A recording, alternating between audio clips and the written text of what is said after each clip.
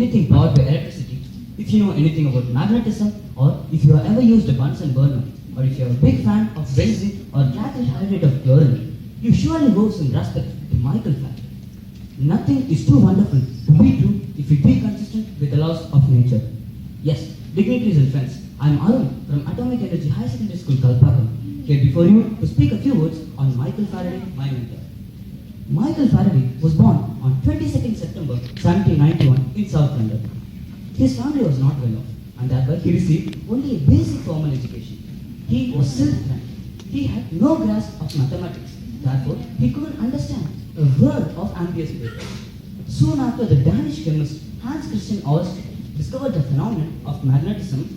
Humphrey Davy and his co-scientists tried to make an electric motor, but they failed. Micheal Faraday, having discussed the problem with the two men, went on to make two devices which could do the electromagnetic rotation, and thereby he named the device homopolar motor. Micheal Faraday once recalled, "My education consisted of not little more than a basic reading, writing, and arithmetic. My hours out of school were passed in home and in streets." In 1804, Micheal Faraday was an errand boy, and later on he became a bookbinder, and thereby he increased his scientific knowledge, temper, and interest by reading the science books which came to him for binding. Especially his interest towards electricity was triggered by the third edition of Britannia Encyclopedia, which came to him for binding. Albert Einstein kept a photograph of Micheal Faraday in his study wall alongside the photograph of Isaac Newton and Maxwell. Rutherford once stated, "Micheal Faraday is one of the greatest scientific discoverers of all time."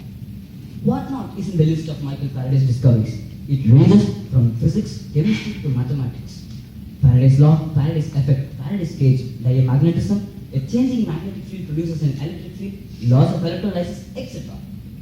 Besides being a scientist, Micheal Faraday was a good for mankind. He was very keen on educating the public on science.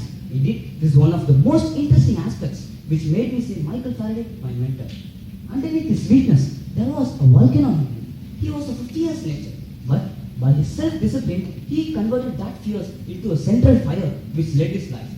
He controlled his own spirit. There was a gleaming in his eyes which no poet could describe or no painter could copy. He rejected the presidency of the Royal Society. He said, "John Tyndall, I wish to be as plain as Micheal Faraday till the end." His contribution towards science was appreciated by the government. He was awarded a pension and a house in the Hampton Court. However, he was asked to help the military action, but he refused. In 1850s, he refused to make a poisonous gas to be used against the people in the Crimean War. Micheal Faraday was an experimentalist. He conveyed his ideas in a clear and simple language. However, his mathematical abilities did not extend as far as trigonometry or calculus, but to the simplest of algebra. The SI unit of capacitance, Faraday, is named in his honor. Micheal Faraday said the intertwined relationship between God and science. For Faraday, humans could seek no higher goal than to identify the God's law of creation. For Micheal Faraday, he used to always carry a pad and pen with him because he said that was the most important practice, as ideas would pop up in the mind at any instinct of time and would get lost within no time.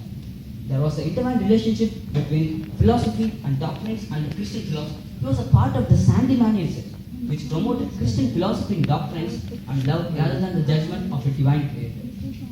Micheal Faraday was also having a right attitude towards nature. Why? How? How does the nature behave the way it does? All this made him a great inventor and a great discoverer. He was very curious and dedicated towards science, and this has influenced me more. However, I place on record that Micheal Faraday is one of the greatest scientific discoverers of all time. I wish to follow the footprints of this ever-living and never-dying scientist Micheal Faraday to attain greater heights in my career and life. Thank you.